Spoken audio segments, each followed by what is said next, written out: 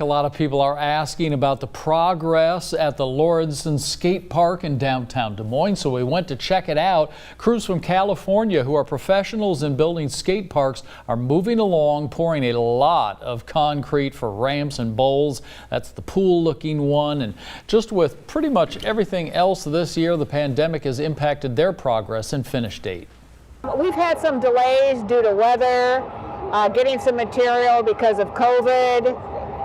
And some workers in the beginning when COVID started, trying to work all through that, making sure we had the social distancing and who was going to be on the site. So we've had some definite setbacks.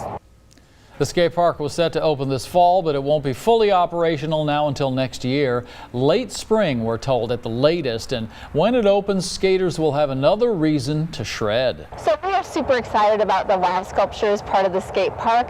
You know, as we were thinking about the skate park, and even throughout our community, we always want to incorporate art whenever we can.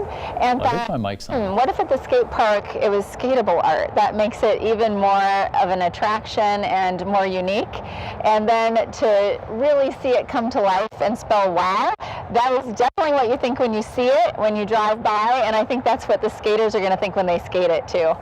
The Community Foundation of Greater Des Moines brought this piece to life, and the skate park was set to open this fall, and it's really going to be cool. NOS says professional skateboarders are already talking about skating the WOW sculpture, as they call it, and this script says it's pretty sick.